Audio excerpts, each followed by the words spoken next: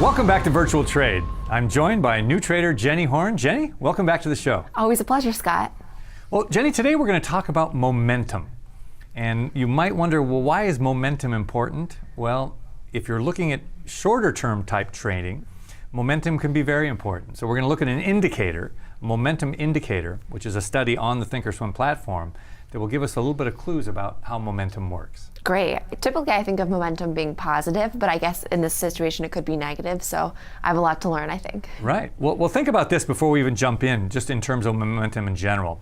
We'll be looking at different time frames. So we're comparing short-term momentum to long-term momentum. Mm-hmm. And let me just give you an example. Let's say a stock is sort of moving along sideways, and then maybe some news comes out, and for 3 days it moves down very quickly. Right. Well, if you're looking at short-term momentum, just the last few days, that momentum is going to look very strong. Right. On the downside, right?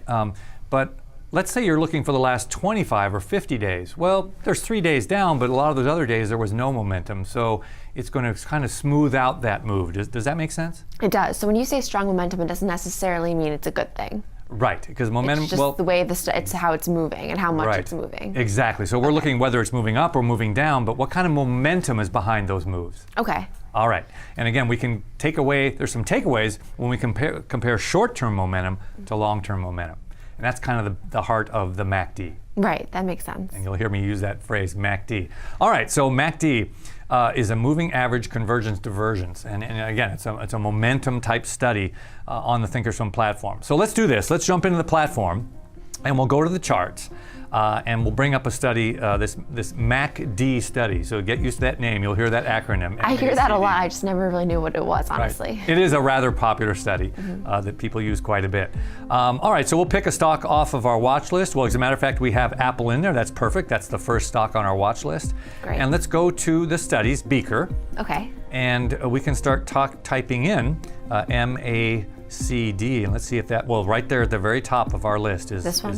Yeah, MACD, moving average convergence divergence. It's even a mouthful to say for me. Yeah. Okay, so it's in there now. We hit apply and OK.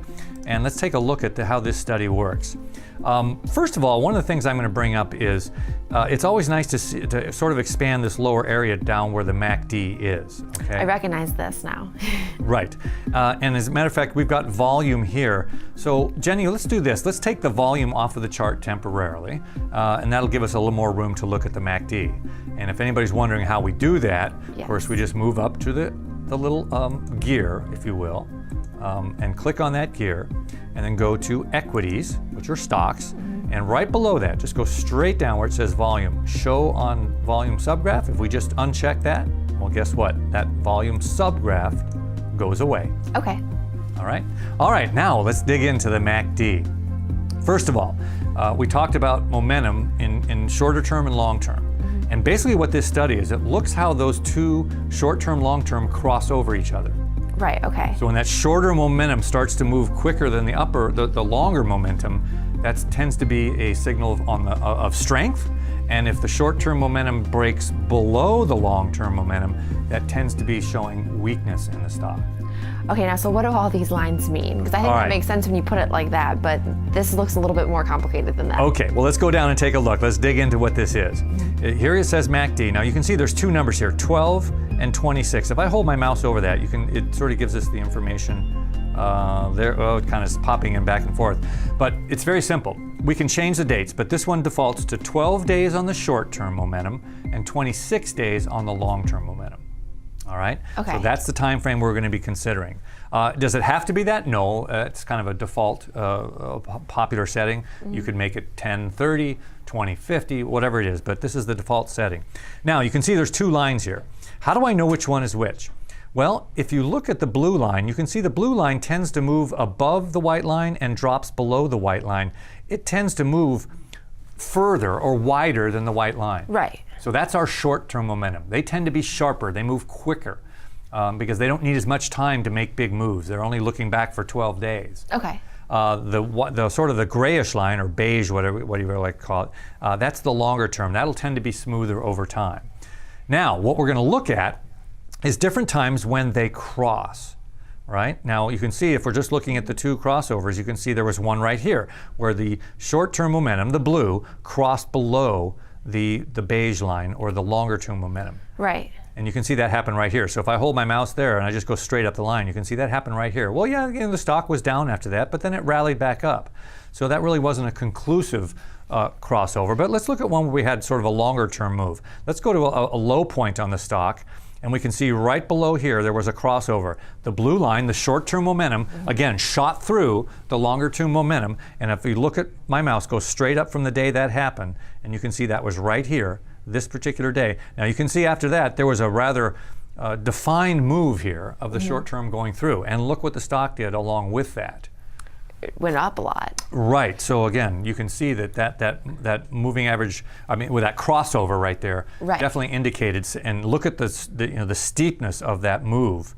And again, we saw a corresponding move in the stock itself.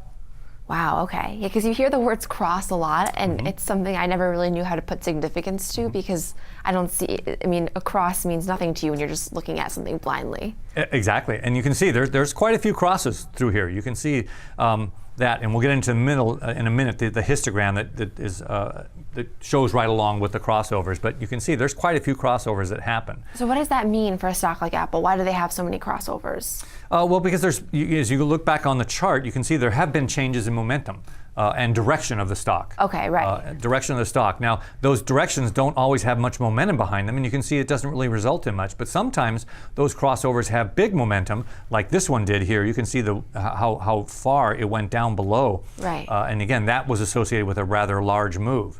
So sometimes when they're just small moves and there's really not much there, it doesn't really portend a bigger move. Maybe sometimes it's just a little bit of chop in the stock itself.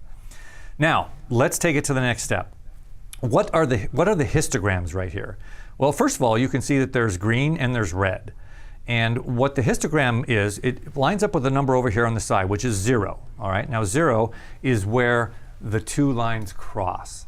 Okay, right. Okay. And when they cross, let's say right here they crossed, you can see that there was nothing showing on the histogram. It's because it's right at 0. Now, when they crossed, the blue line, the short term, went above the long term, and you can see that the histogram turned green.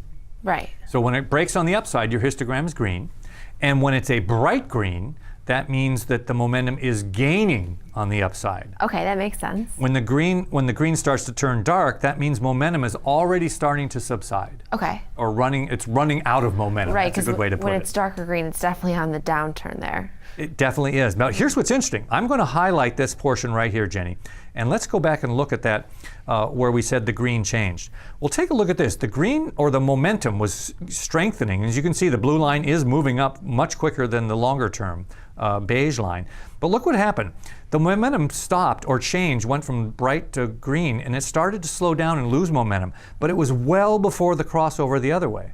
As a matter of fact, if you look at the stock price, here's where the momentum stopped. Or started to slow down. Not stop, but started to slow down. Even though the stock kept going up here. Yes, it was moving up, but it was losing momentum. And lo and behold, look what happened as it started to move down. Well, then we got the crossover. And of course, we got a crossover to say, okay, it looks like momentum is actually moving the other way. So this was actually predictive of what was to come. It can be, not always. Again, with any study, it's never 100% predictive in nature. I'm sure we all wish every study was. But this is a good example of how potentially you can see sometimes the histogram will move before there's a crossover, just indicating that momentum is weakening before we see any kind of crossover. That's pretty cool. I can see why people like this MACD study. Sure, it's a fun one to look at every once in a while. There's a lot of information there. Just once you dive into it, you can really learn a lot. Right. Let's put in ATVI, which is another one of the stocks.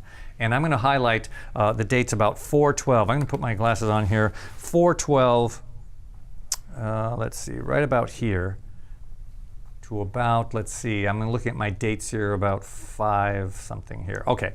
Now, we can also see that there was a move here if we're going back to the date of 4/12. And you can see on this date of 4/12, there was a crossover right here. You can see it right there. Right. A crossover. And then the stock started to rally a little bit, but then we came back down and look at, there was another, almost a crossover. They just touched. Well, the question is, okay, is that a signal of what's going on? But not really. Look what happened. It started to move apart again, right? And so you can see that the green started to go up. It lost a little bit of momentum, but the line actually never crossed below the long term. As a matter of fact, it regained momentum and rallied to new highs. Wow, yeah, so this one is kind of all over the place. Right, but you can see that, if let's say that someone actually entered a stock at this rate and then watched it come back down, they might be thinking, uh-oh, should I be getting out because looks like it might cross over again? Well, guess what? It did not cross over, and it continued to go higher, and of course the stock actually went to higher highs as well. So this one not crossing over was actually a good sign to stay in it, and that things were to come, right? Potentially, it did, yeah. It was the indicator was saying momentum had slowed down, but it hadn't reversed. Right. So you're absolutely right. If I'm looking at this as sort of maybe give me a little bit of guidance as to what I might want to do with this particular position, I might look at this and say, well, it really hasn't crossed over yet, so maybe I'll wait. Or in this case, momentum returned back to the same direction, and there you have it. Yeah, that's pretty cool. Okay. Well, again, remember, these studies are always great information that can kind of help us in making decisions about positions or entry points or things like that. And particularly this kind of strategy is used more for the shorter term, maybe not so much for the long-term investment. Yeah, that makes sense. All right, Jenny, this session went okay? Yeah, I mean, this is really cool. I've always heard the study MACD, and now it kind of makes sense to me a little bit. All right. Well, great. Thanks for joining us, Jenny. Thanks, Scott.